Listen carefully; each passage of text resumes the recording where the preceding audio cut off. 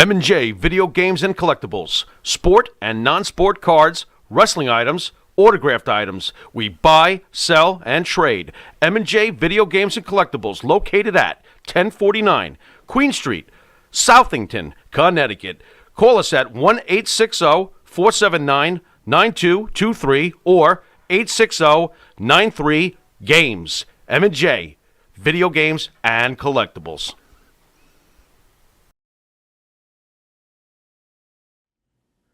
Hey, everybody, and welcome back to The Good Doctor Presents. This is ESO, and I am here with the good doctor himself, Dylan Hines. Dylan, what's going on? Going on? So, listen, before we got to break, we started talking about how to promote wrestling 101 that you wanted to bring up, and we had some fan questions that came in. So, you want to start with them? Sure. All right, Dylan. This comes from Dan Wilson. Dylan, would it be possible to discuss how negotiations work for bringing in talent to shows and conventions? Are there trades for the signed photos or memorabilia from the talent brought in? How do you budget such a large event with so many moving pieces and find a break-even point? Okay. So, first question, we'll break this down into multiple parts. So, what was his first question? Okay. Would it be possible to discuss how negotiations work for bringing in talent to shows and conventions? Okay, so either A, you go through the talent themselves, or B, you go through an agent. Okay. Or C, at one point, you could go through a promotion, but, that's like a dinosaur now. So WWE's not booking talent out for independents anymore, and there's no WCW that's doing it anymore, so as it sees the dinosaur route. But either A or B, you go directly or you go to an agent. So are there a lot of agents? Because sometimes what I see is it seems like the most reputable agent. I'm going to give a shout out to the most reputable agent out there, Steve K. He works with guys like Shelton Benjamin. He works with guys like pretty much anybody that was recently released from WWE. They go and work with him. So then his next question was, are there trades for signed photos and memorabilia from talent that is brought in? Yes. So I give free table. It depends on the event you're at. At my event, I ask for photos from the vendors of their talent, like autographed ones, so I can go and resell them. For the purpose, I'm giving them a free table, but still I need to be able to make my money. I'm doing all the legwork, doing all the promotional work. Unlike, we've been talking about Captain. He hadn't done any legwork. So if he would have came up to me and asked for something for free, I could have shoot him away, or whatever. And the table should have been free for his Captain's event because I would have had to done all the work, apparently, of doing any promotional. Okay. And then the final question was, how do you budget such a large event with so many moving pieces and find a break-even point? My events ran on a $100,000 budget. That goes for the advertisements. That goes for travel. And then this is my events in Ohio. That goes for any kind of advertisement, whether may it be poster, radio, TV, signs like yard signs and stuff. Billboard. We used to do newspapers. We no longer do newspapers. We do a deal with a newspaper nowadays. It also includes Facebook, like social media boost and everything. So we promote it in as many different avenues as possible. That way, if someone who isn't in the area, they'll see it on Facebook. If someone's in the area, maybe they'll go to their local coffee shop, and see the poster. Or when they're driving downtown, they'll see a billboard. Or if they're driving in, like, at a stop sign, they'll probably see, like, a yard sign. Like, we get the signs, like a for sale or whatever on them signs. Ours talks about the event that's upcoming. So nice. So, which Captain, if he was to take all that stuff, maybe his event would be successful. It's not that hard. Is it simple? Well, I think it takes that right person to be able to get out there, to get out to the people. You have to be a relatively outgoing person. There's a little bit more to it than just the finances and the talent. There takes a little bit more.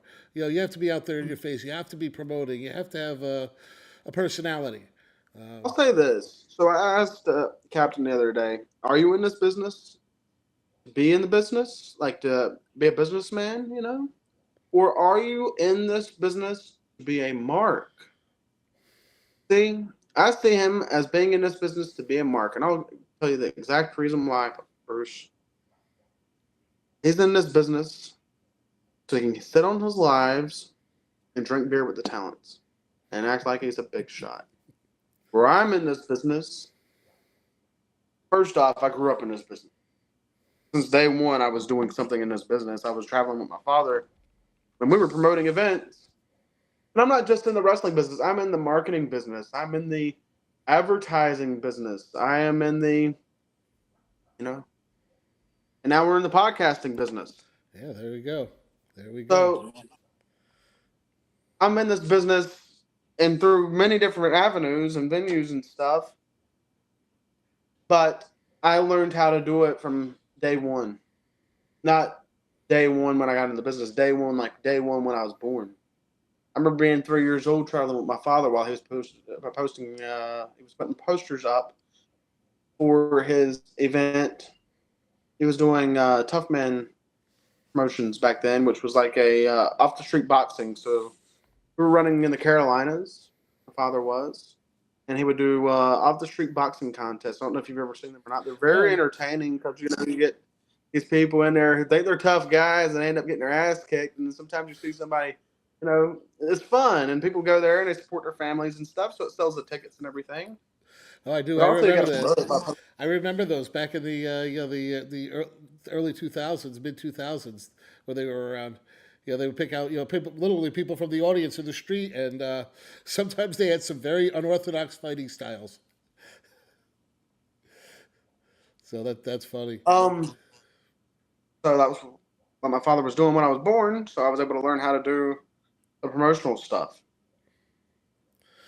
So Captain didn't put no legwork. Talking a little bit more about Captain, because that's why I'm doing Promoter 101.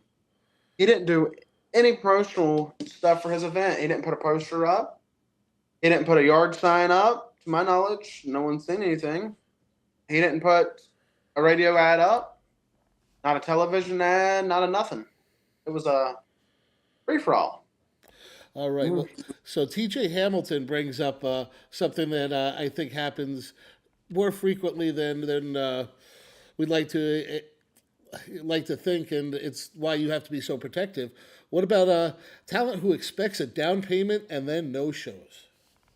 Tatanka, Dory Funk Jr., and Dory Funk Jr. unfortunately gets the blame because his wife Marty Funk took deposits twice and they no-showed both appearances. Tatanka took deposits twice.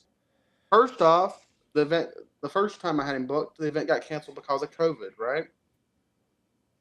During COVID, you couldn't do anything. This was like the height of COVID. This was WrestleMania season. He was supposed to be at WrestleCon, right? I said, "Hey, Chris," his name is Chris Chavis. I said, "Chris, you mind if I get my deposit back, right?" He said, "No." He said, "I could have got another booking. Could have got another. Where could you got another booking at, Bruce? Where could he have gotten another booking at during COVID?" Oh, that's funny. Yeah, those Oh, virtual signings they became popular, but I don't know how big a Tatanka would be. well, it's not on that. I had him booked for WrestleMania weekend at WrestleCon, right?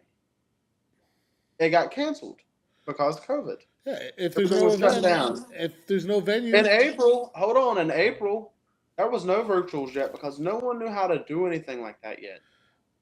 I don't believe there was a virtual around until I think KNS did the first virtual with a guest in May. So with that information, Bruce, I don't think he could have got a booking anywhere. so he just took the money and ran. Yep. And then the second time I booked him through a friend of mine named Jared Bird, who does gimmick promotion. Figured everything would be different this time because there was an agent involved. And Chris ended up screwing not only me, but he ended up screwing the agent as well. Or the agent will not be doing any more business with him. So, So I hear about this stuff happening often, and what happens when you guys run into these talents? Because let's face it, they're at all the bookings and signings and stuff anyway. How do those follow up interactions go? Because I know you're not the only one that's gotten screwed. I know that it's happened to a lot of vendors out there, and it's promoters. So that's why you guys are so guarded. right. Eventually, those talents get a bad rap if they're after they screw too many different people. Um, Tito Santana brought my name up this past week on his social media. Reason being, he requested a deposit.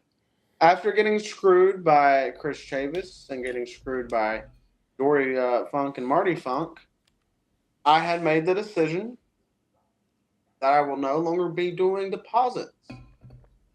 With that, I said my track record speaks for itself. I've worked with Thing, worked with Bret Hart, I've worked with Booker T, I've worked with Sid Vicious, I've worked with so on and so forth. No deposits.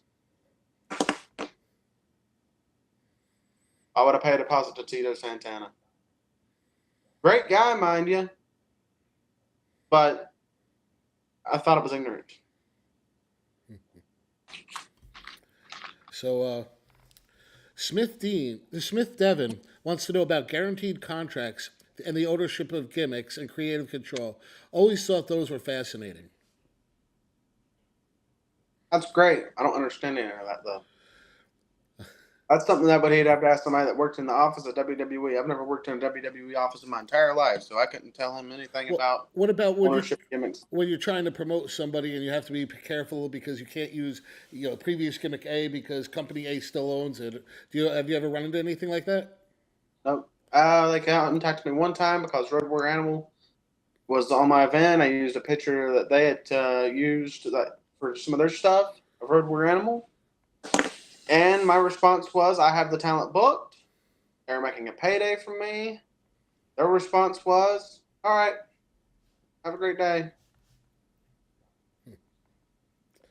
So Because it would have been one thing if I had been false advertising, then WWE should have stepped in and the talent should have stepped in and everything, But Animal knew he was booked, Animal was making a payday. Everything was fine.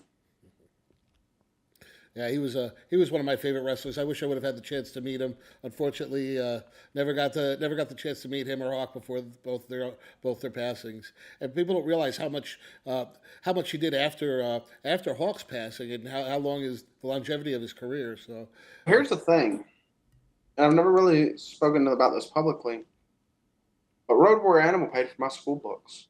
When I was in college, a couple semesters, he paid for my school books. So my hat's off to Road Warrior Animal. Great guy, incredible guy, one of the best. He was like family. Every time he saw me at a convention and stuff, he'd come up and give me a hug, right? You see these pictures of him and everything. You'd say, oh, he's scary, he's mean, he's this, he's tough, he's bad, He was just a gigantic teddy bear. Hell of a guy, great guy. And when he wouldn't see me, he'd always go up to Dad and ask, hey, how's Dylan doing, and everything. He truly loved the good doctor, A really good guy. Every once in a while, I'll message his wife and everything, Kim Laurinaitis and stuff, and I hope she's doing well. But, great guy.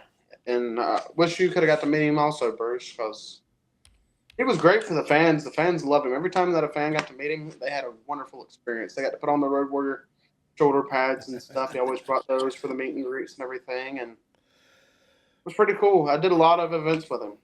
yeah, I heard he made the first set of Road Warrior shoulder pads. He always made them.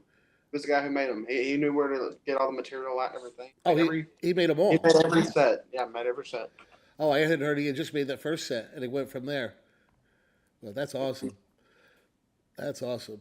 So we got another question that's getting a little bit off the 101 topic, but Ryan John says there's something that you specifically can answer because I've never worked in the territory, but I've never worked in the territory, but compared to out in the Northeast where we met, how would you compare the wrestling scene to the Midwest Western scene? I'm not qualified to answer this. Only you are, pal. This is from Ryan John. I guess he's a friend of yours. Yeah. So the events that are in the Midwest, the market is not like here. So if I do an event in, say, Charleston, West Virginia, I'm gonna draw people from Ohio, right? Whereas if I'm doing an event in the Northeast, example Springfield, because that was the topic of the day, the Captain's Corner debacle. If I was doing an event in Springfield, I would draw people from like probably the Boston region and stuff like that. But I would not expect a whole lot of attendance from Queens, or Staten Island or New York City or anything like that. I would expect more attendance from a different part. Whereas there's an event that goes on in Indianapolis called Square Circle Expo, right? At that event,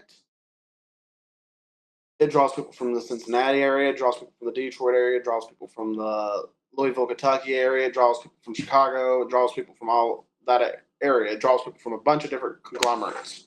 Just like my events in Ohio, we get people from Pennsylvania, we get people from like Pittsburgh and stuff, we get people from Detroit. We've had a couple people from like the Northeast area, like New York and City and stuff, come to our events. Mainly, it's people like Louisville, Kentucky, Lexington, Kentucky, Indianapolis, Indiana, Cincinnati, and so you reach a larger base because there's not like a convention every week or a signing every week. Usually, that's the signing to go to. You know what I'm saying? Whereas here, there's signings every week. Coming from the Northeast, there was literally every weekend there was something going on, a signing, whether it was up in Boston or on Long Island, Queens, somewhere in New York City. You mentioned New Jersey. I know where you're going to be soon. I don't know if you've talked about it yet, but right there in New Jersey, that toy store is phenomenal. The talent they get through there that you're partnering up with. Let's see. We've got another question here. What's it? Well, we answered this last week. So, what's it like the love-hate relationship you have with other vendors? Yeah, I see that. There seems to be somewhat of a tension between vendors, but at the same time, they all seem to, I don't know, work together. I guess kind of use each other for what they can. How do you get along with other vendors and stuff like that? That love-hate relationship. My issue with these vendors, a lot of them don't. First off, I was talking to somebody today, and they said that I live, breathe, sleep, eat, drink, try everything this business, which I do. This business, I've done it since day one. But I am going to be getting out of it here in March, more than likely. But looking at it, my issue with these vendors is very simple and easy to paint the picture of. They don't care for this. It's like I was telling somebody the other day. It's what you put in is what you get out. Like if you're wanting to have a girlfriend, for example, right? You need to wine her, you need to dine her, you need to give gifts to her, you need to do this, you need to do that, and then she'll make you happy as well, right? Because you're making her happy. If you take care of this business, right? The business will take care of you. But there's so many guys in this business who don't understand this business. Unfortunately, there's people out there nowadays who should be buying a ticket, but instead of buying a ticket, they are promoting events. Apple Captain's Corner, and it gives the business a bad name when they're out there promoting these events, doing what they're doing, and they aren't truly drawing. So if I was to come to that area, right, and I was going to try to get sponsors, they would say, well, I went to the Wrestling Classic. There was hardly anybody there, so why would I sponsor your event, right? It just kills the entire market when there's nobody at these events. Or at one point, I was taking the fair market approach. Hey, everybody else is doing upcharges on belts and figures and stuff. I'm not for that. I don't agree with that. I don't like that. I did it for a bit because everybody else was doing it. But then I saw that fans were getting upset and it was ruining the fan experience. Everything's about making a good experience for the fans. Now, I know how that's going to look on me. People who's going to Wrestling Classic are going to say, well, you gave us a bad fan experience. This business, to me, is a business. When I go and eat a meal at a restaurant, Bruce, guess what money pays for that meal at that restaurant? That money you made at those events. When I go on a trip and go see some historical stuff, right? Guess what pays for that? Those same events. Yeah. So if I Hey, go to if I go to Springfield, Massachusetts, and I lose my ass, right? Like you just said, with the food and the trips, it also pays for the roof over my head. If I go and I lose my ass, right? Only so many times I could lose my ass, and I can't afford a roof over my head. I can't put food on my table. I can't drink water or anything. I can't go and enjoy a movie or do. I can't live. So this business is everything to me. And to some, it's a hobby. I don't do this for hobbies, though. I don't do this for Mark. I do this for trying to make it better, trying to make it what it was at one point. And that's that. But to answer the question about my love-hate relationship with these vendors, they hate me because, first off, I'm not doing Square Circle Expo this year because I was in that talent situation, right? So I'm sure there's going to be some people who hate me because of that and say, oh, you should have still done it. No, because I was bringing Kurt Angle in, right? But then I was going to have Shelton Benjamin, right? Because I had Shelton Benjamin, I was going to book MVP, right? Because I was going to book MVP, I may have booked Bobby Lashley, right? So I could have done all those guys, right? But because I had Kurt Angle, I was also going to book possibly Charlie Haas, right? the whole team Angle. I was going to end up. You see how it goes. So because I booked Shelton Benjamin, I might book this guy, I might book that guy, but it all goes to Kurt Angle. Without Kurt Angle, there's no reason to do it. Next off, a lot of vendors hate that I have been able to create a personal relationship with guys and stuff, and we do business a lot. For example, Kevin Nash, Kurt Angle is another one. But Kevin Nash, 90% of the time, when he's out doing an event, he was either booked, Drew Gilbert, or he's working for me. So, we're the two guys out there who do the business with Kevin Nash. Yeah. And, I bring in these gigantic names and everything. People hate that. I'm 25 years old, right, Bruce? Now, Bruce, if you were a vendor in this business, right, and you had been a fan all your life, right? How old are you, Bruce? I am 48. You're 48. So we'll say 50 years old. That's fine. Oh. We'll say 50 just to get my point. Just to get my point Oh, across. you're killing me. Just to get the point across. So I am half your age, right, Bruce? Yep. So, with me being half your age, aren't you going to hate me because you wanted to work with all these talents if you were a vendor? And I'm working with them. I come into this business 25 years old. I'm the young kid, and I'm working with all of them. I got a conglomerate of gigantic talents I'm working with. And you're bringing in lower class talent? Yeah, Joe Blow Indy. Yeah. No, there would obviously be resentment, but at the same time, Jealousy. At the same time, that's why I'm not in there because I'm too nice of a person. I'd respect you. I'd be like, wow, this kid's got it going on. Way to go. But that's why I'm not in the industry. Here's the other thing, Bruce. The great Jackie Gleason once had this, and I love this quote. He once said this: "You're not jealous, envious because you're not even a contender. See, them people are bringing in $1,000 guys. I'm bringing in $10,000, $20,000 guys. They can't contend with that. No, and I've seen it. As you know, I've said it. I've been involved with tables before at the big event, and I've seen it. I've seen it where watching vendors lose their shirts because they've got, maybe somebody that was really popular in the '70s and early '80s, but let's face it, 90% of wrestling fans don't know who they are at this point. Yeah, I think that's about it for the questions from there. Was there anything else you wanted to talk about on when it comes to wrestling promoting 101? You just gotta know.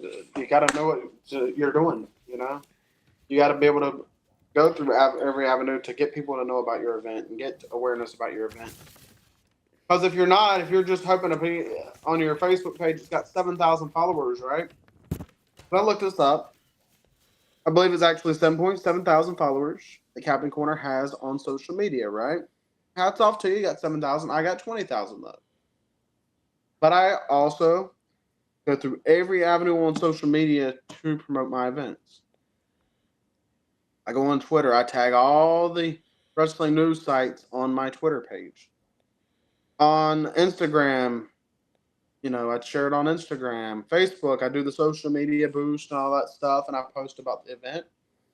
But if I'm just posting to my page, which I haven't even seen him do an advertisement boost on Facebook, if I was just advertising on my page, well, that's 7,000 people. That's cool, right?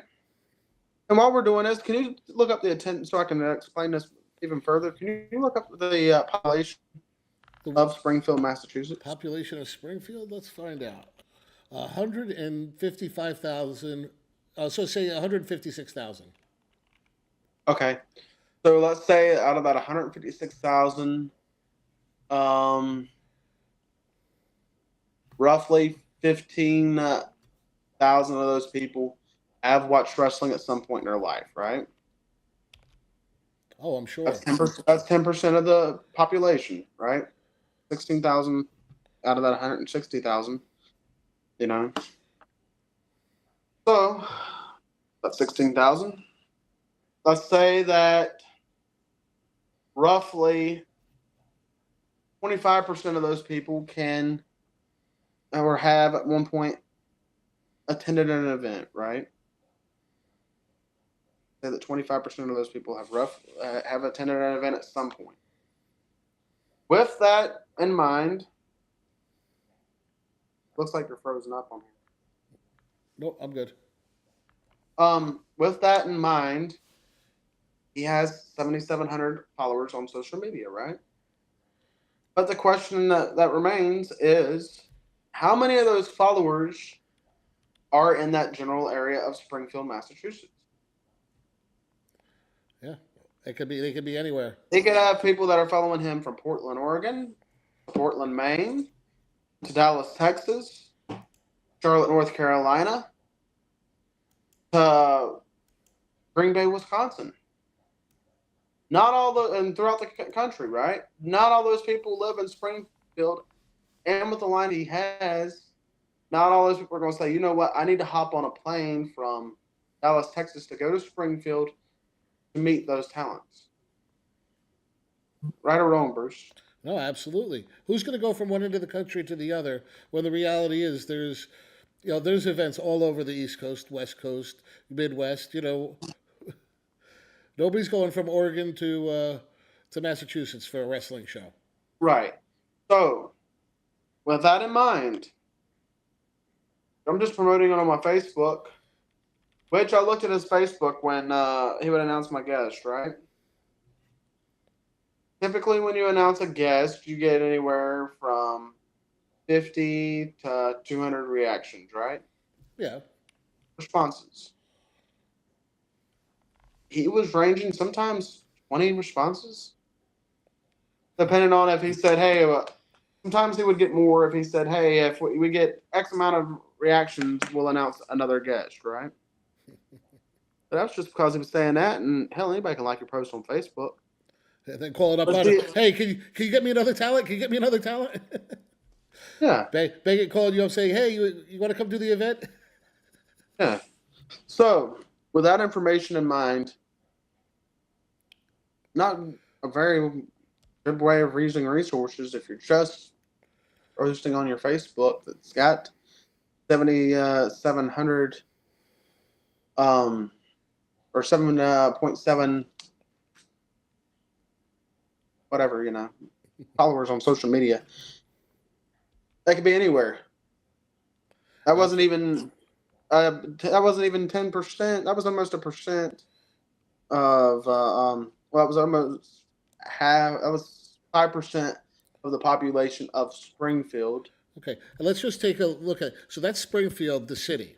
Now we all know how that works. Now you have the surrounding suburbs that are probably another, you know, 150, 200,000. So we're not talking. You're talking probably close to 500,000 people in the Right. within speaking range, and you're only getting a few hundred. Within a 30.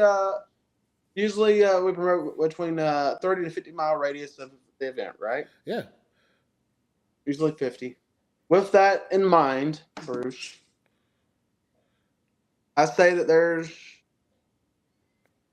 1 million people living in that area, As we're up in the Northeast, big populations up here, Mm-hmm. And I would say Springfield's more of a small town. Have you been to Springfield? No, no. Okay, I would say it was more of a small town feel, right? But they got 155,000 people. I'm surprised you actually said that. With that in mind, though, probably 1 million people living in a 50-mile radius. That's not even a drop in the water. Getting having only 700 people you're promoting to, and they're all over the world. No, it really doesn't make much sense. But hey, man, we're well over an hour now, so we probably should start wrapping this up. Okay. So, but hey, listen. First of all, let's go back to what do you got to promote now? What do you got going on? I know you got some stuff I'll be coming. in Minneapolis, Minnesota, Saturday, October 26th. I don't know when this is going to be going out. So it might be before, might be after. Not sure.